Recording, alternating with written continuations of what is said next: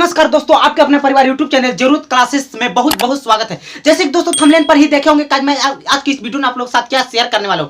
मैं दोस्तों आज की इस वीडियो में बता देता हूं कि आप लोगों के साथ शेयर करने वाला हूं उष्मा छेपी और उष्मा शोषी अभिक्रिया, जो कि बोर्ड एग्जाम में बार बार पूछते रहता है। आज के बाद दोस्तों ये आपसे उष्मा छेपी और उष्मा शोषी अभिक्रिया थर थर कांपेगा, आपको देखते ही डर से भाग जाएगा। दिमाग में क्या दोस्तों, आपके सीधा हड्डी हड्डी में घुसा देंगे। केवल वीडियो को पूरा देखिएगा दोस्तों। अगर भाई को सपोर्ट करना चाहते हैं तो वीडियो को लाइक करके, चैनल को सब्सक्राइब करके, बेल वाला घंटी बजा करके हमको सपोर्ट कर सकते हैं। तो चलिए दोस्तों बिना बकवास किए करते हैं फटाफट वीडियो को स्टार्ट। वीडियो को पूरा देखिएगा, आप लोग से यही निवेदन है, तभी आपको पूरा डिटेल समझ में आएगा। आज के इस वीडियो में तोड़ फोड़ होने वाला है। चलिए दोस्तों देखते हैं। सबसे पहले कहा है उष्मा छेपी अभिक्रिया। उष्मा छेपी अभिक्रिया, उष्मा छेपी अभिक्रिया कहते हैं किसे, सबसे पहले इसका परिभाषा जान लीजिए, उसको बाद इसका कुछ एग्जांपल देखेंगे, उदाहरण देखेंगे किस प्रकार से उष्मा छेपी अभिक्रिया होती है।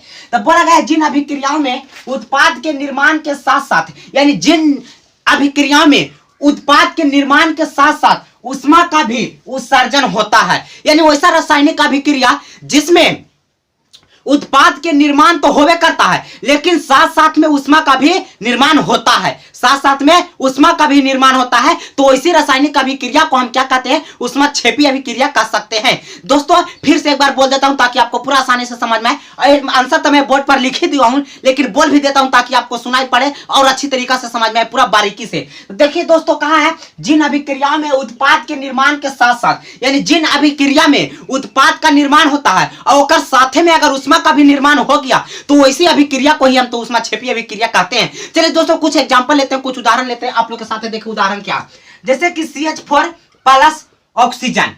ऑक्सीजन कहने का मतलब, ऑक्सीजन का मतलब जानते होंगे जिसको हम संकेत O करते हैं, ठीक है। ऑक्सीजन O2 लिखाता है। और देखिए CH4 ये मीथेन है। क्या है दोस्तों, मीथेन है, ठीक है। बता देते हैं ताकि आपको भी समझ में आ जाए। अभी ने किस सारी कोची लिख दिया, CH4 और O2 क्या लिख दिया। चलिए ये मीथेन है, ये ऑक्सीजन है। जब आपस में अभिक्रियाएं करेंगे, ये अभिकारक है। जो अगर जो चीज मिलता है, किसी भी रासायनिक अभिक्रिया में भाग लेता है दोस्तों, उसे हम अभिकारक कहते हैं। और जो चीज बन जाता है, जिसका निर्माण हो जाता है, जो उत्पाद हो जाता है, यानी उसी को तो उत्पाद कहते हैं, उत्पाद हो कहा जाता है। जो चीज बन गया, जो चीज निर्माण हो गया, उसे हम उत्पाद कहते हैं। तो हमारा अभिकारक है। तो एक अभिकारक दोस्तों मीथेन और दूसरा है ऑक्सीजन। जब ये आपस में अभिक्रिया करेगा दोस्तों तो क्या बनाएगा दोस्तों, जब ये आपस में अभिक्रियाएं करेगी तब क्या बनाएगा दोस्तों, बताइए।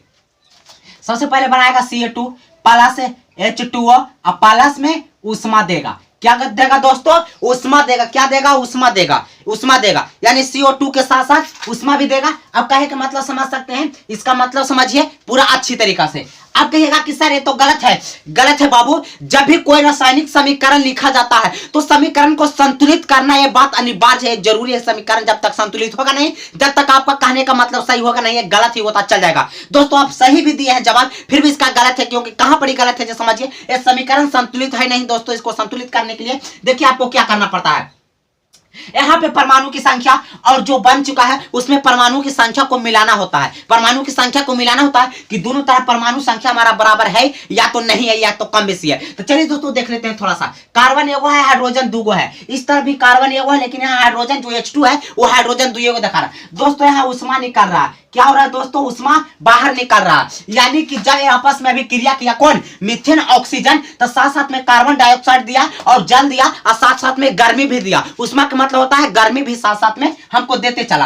अब देखिए आप लोगों का करना क्या है, कार्बन एगो, यहाँ कार्बन एगो, हाइड्रोजन 4 गो, हाइड्रोजन 2 गो है। तो दोस्तों अगर 2 यहाँ पे हम दे देते हैं तो 2 दूनी 4 हाइड्रोजन यहाँ भी बन गया। लेकिन अब बात रह गया कार्बन ऑक्सीजन, देखते हैं ऑक्सीजन 2 गो यहाँ है, ऑक्सीजन 2 गो यहाँ, लेकिन ये ऑक्सीजन और यहाँ है। तो ऑक्सीजन दोस्तों वहां पर 3 गो हो गया। और यहाँ पे दोस्तों कितना है, हाँ एक बात आप समझिए, ये जो 2 दिए ना, तो ये 2H के भी लिया है और O के भी लिया है। जैसे मतलब कहे के मतलब कि 2 है जो कॉमन हो सकता है, 4 के लिए भी है 2 और 8 के लिए भी है। ये उदाहरण है, उदाहरण है ना कि इसको लिए। हाँ इसी के माध्यम से इसको समझ सकते हैं। तो ये 2 भी है तो H के लिए भी है और O के लिए भी है। ये 2 है जो दोनों के लिए है। तो यहाँ पे करना आप लोग का क्या है, जो समझिए। तो 2 हाइड्रोजन, या 2 हाइड्रोजन था और 2 हाइड्रोजन, तो 2 दूनी 4 हाइड्रोजन हो गया, दोनों मल्टीप्लाई होगा, ये दोनों गुना होता है। और 2 ऑक्सीजन हो गया, 2 ऑक्सीजन O2 लगा है तो 2 ऑक्सीजन है, तो 2 2 4 ऑक्सीजन। लेकिन यहाँ तो ऑक्सीजन 2 को है रे भाई। तो समीकरण तो हमारा अभी भी गलत है, पूरी अच्छी तरीका से संतुलित हुआ नहीं है। तो चलिए दोस्तों अगर यहाँ पे 2 लगा देते हैं तो देखिए 2 दूनी 4 और 2 यहाँ 4, यानी ऑक्सीजन हमारा 4 हो गया, हाइड्रोजन भी हमारा कंप्लीट हो गया और कार्बन 1 था, लगभग में कार्बन 1 ही है। चलिए इस प्रकार से हमारा उदाहरण कंप्लीट हो गया, बन के तैयार हो गया। इस प्रकार से आप ऊष्माक्षेपी अभिक्रिया का उदाहरण दे सकते हैं। ठीक है, चलिए दोस्तों, अब आपसे बार बार बोर्ड एग्जाम में क्वेश्चन पूछा जाता है कि बताइए श्वसन कैसी अभिक्रिया है, यानी श्वसन जो है ऊष्माक्षेपी अभिक्रिया है, ऊष्माशोषी अभिक्रिया है, ठीक है, कि दोनों है, एक तरह से आपसे पूछा जाता है। तो चलिए देख लेते हैं कि श्वसन किस प्रकार की रासायनिक अभिक्रिया है दोस्तों।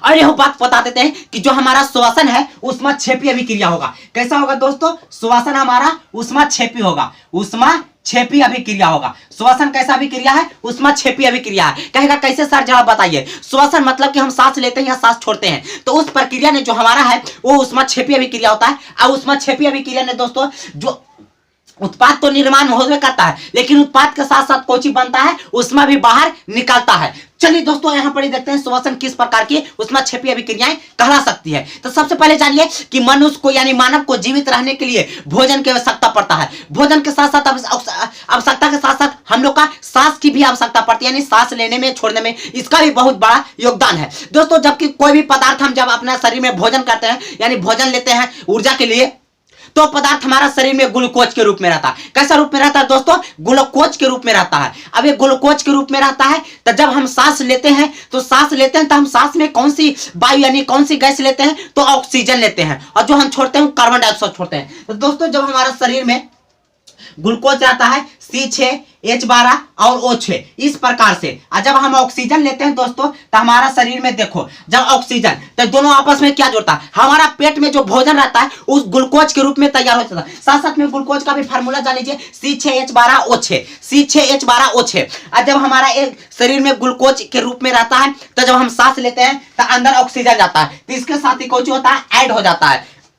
चलिए, जब ये ऐड हो जाता है, आपस में जुड़ता है, तो अब देखो कि बनाता कोची कोची है। ठीक है, सबसे पहले अब आपको ये समझना है। तो सबसे पहले थोड़ा इसको और डिटेल करके लिख लेता हूं लम्बा, ताकि समझ में आ जाए। C6H12O6 प्लस O2 इस प्रकार से। तो हम सबसे तो पहले निकालते हैं दोस्तों CO2 कार्बन डाइऑक्साइड। हम जो सांस छोड़ते हैं क्या छोड़ते हैं? कार्बन डाइऑक्साइड ही तो छोड़ते हैं, और जो लेते हैं वो ऑक्सीजन ही छोड़ते हैं। तो चलिए देखिए, तो ऑक्सीजन लिए और ग्लूकोज हमारा शरीर में भोजन जो रहता है वो ग्लूकोज के रूप में तैयार बन के तैयार रहता है। ठीक है, रेडी रहता है। अब देखिए, कार्बन डाइऑक्साइड छोड़ते हैं हम, जो हवा छोड़ते हैं, सांस लिए जो सांस ऑक्सीजन लिए, जो छोड़े कार्बन डाइऑक्साइड छोड़े। चलिए, तो हम कार्बन डाइऑक्साइड निकालें, ए आपस में ए अभिकारक बनल है। क्या बनल है? अभिकारक। अब उत्पाद क्या क्या हो रहा है? कार्बन हो रहा है, कार्बन डाइऑक्साइड सॉरी H2O हो गया प्लस में। ठीक है, बात आ रहा है समझ में?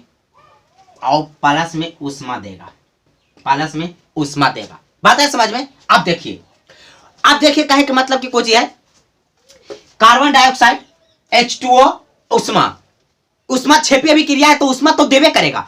उत्पाद के निर्माण के साथ साथ तो ऊष्मा बनवे करेगा। अब पूरा बात अभी समझाते, ये भी गलत है। ये समीकरण अभी जो हमारा है ना, ये गलत है। क्यों गलत है? क्योंकि समीकरण संतुलित नहीं है। ध्यान से समझो, यहाँ कार्बन 6 है, हाइड्रोजन 12 है, ऑक्सीजन 6 है और 2 ऑक्सीजन यहाँ है। ठीक है, यहाँ देखिए कार्बन 1 है, यहाँ कहीं 6 है, 5 का एवरेज फर्क भाग रहा है। तो हमको क्या करना है? मेंटेनेंस करना है। अब मेंटेनेंस किस प्रकार से करेंगे? जैसे कि देखो, कार्बन 6, अगर यहाँ 6 लगा दिए तो कार्बन हमारा कितना हो गया? 6 बन के तैयार हो गया। अरे मेरा भाई, कार्बन 6 हो गया, लेकिन ऑक्सीजन 2 यहाँ है और एक यहाँ 3 गो, और यहाँ ऑक्सीजन 6 गो है। दोस्तों एक काम करते हैं, तो ऑक्सीजन भी यहाँ पे 12 गो हो गया। बोले जो बाहर रहता है गुना होता है दोनों में, तो कार्बन भी 6 और ऑक्सीजन, तो कहेगा ऑक्सीजन 6 ना होगा मास्टर? अरे जो 2 था ऑक्सीजन वो पहले से था, और 6 जब गुना करेंगे तो 6 दूनी 12 हो जाएगा। यानी ऑक्सीजन यहाँ पर भी 12 हो गया, और यहाँ तो 6 और 2 8 है। एक काम करो, 6 यहाँ भी मिला देते हैं, 6 2 12 हो गया, 6 यहाँ मिला देते हैं, 6 ऑक्सीजन यहाँ हो गया, 6 ऑक्सीजन यहाँ हो गया। अब 2 ऑक्सीजन के नहीं है, ये 2 हाइड्रोजन के है, तो हाइड्रोजन हो गया 6 दूनी 12, और यहाँ ऑक्सीजन है कितना? 6 एकम 6, ऑक्सीजन भी 6, अब देख लेते हैं थोड़ा सा यहाँ, हाइड्रोजन 12 यो हमारा हाइड्रोजन तब मिल ही गया। अब बात रह गया यहाँ पे ऑक्सीजन की थोड़ा, तो 6 दूनी 12 ऑक्सीजन और 6 18 ऑक्सीजन, तो 6 दूनी 12 ऑक्सीजन और 6 ऑक्सीजन 18 ऑक्सीजन, यानी हमारा ये बन के कंप्लीट हो गया। कहीं पर भी देख लीजिए फॉल्ट नहीं है, कार्बन भी 6 कार्बन भी 6 देख लीजिए, तब हमारा जा करके ऊष्माक्षेपी अभिक्रिया का समीकरण पूरी अच्छी तरीके से संतुलित हो गया, यानी हमारा एक आंसर बन के रेडी हो गया। अगर इतना बात आपको अगर आप एग्जाम में लिख देते हैं तो आपको टीचर 1 नंबर भी नहीं काटेगा, पूरा नंबर देगा। उसको भी मजबूर हो जाना पड़ेगा कि आपका आंसर देख करके और उदाहरण देख करके। चलिए तो साथ साथ में जान गए कि श्वसन किस प्रकार की अभिक्रिया है दोस्तों। तो श्वसन ऊष्माक्षेपी अभिक्रिया है, और कैसे हुआ जो पूरी समीकरण के माध्यम से आप समझ सकते हैं। प्रकार से ऊष्माक्षेपी अभिक्रिया है दोस्तों, जरा हमको समझाते जो, अरे भाई हमको जरा समझाओ कि ऊष्माक्षेपी अभिक्रिया यानी श्वसन ऊष्माक्षेपी अभिक्रिया कैसे हुआ। कुछ ये तो समीकरण संतुलित हो गया, यहाँ तक तो बात मुझे भी समझ में आ गया, लेकिन इसका कुछ अर्थ बताइए रे मास्टर। जैसे कि हम सांस लेते हैं, बाबू ऑक्सीजन लेते हैं, भोजन करते हैं, बाबू हमारा शरीर में ग्लूकोज के रूप में रहता है। अब यहाँ पे हमारा कौची है, अभिकारक है। अब उत्पाद यानी बना कौची उतना करे से यहाँ समझो। जैसे देखो कार्बन डाइऑक्साइड हम लोग कौची करते हैं, छोड़ते हैं, हवा जो सांस छोड़ते हैं कार्बन डाइऑक्साइड रहता है। अब जल तो कहेगा जल कहाँ, जल को चीजें छोड़ते हैं। जैसे कि देखोगे जब आप सांस लेते हैं, सांस छोड़ते हैं, तो ये वाला जो हवा निकालता है मुंह से गर्म रहता है। झूठ ना बोलना, गर्म रहता है कि नहीं रहता, रहता है ना, हाँ गर्म रहता है। जो सांस छोड़ते हैं वो गर्म रहता है दोस्तों, ऊष्मा निकल रहा है, निकला, साथ साथ में कार्बन डाइऑक्साइड निकला। अब जल कने से निकला रे मास्टर, जल द्वारा मूत्र द्वारा, मूत्राशय द्वारा निकलता है, ठीक है। ये जल जो हमारा है मूत्र यानी पेशाब के रूप में हमारा निकलता है। जब इतना चीज हम अपन शरीर में अंदर डालते हैं तो इतना चीज बन के बाहर करके देते हैं, समझा बात के।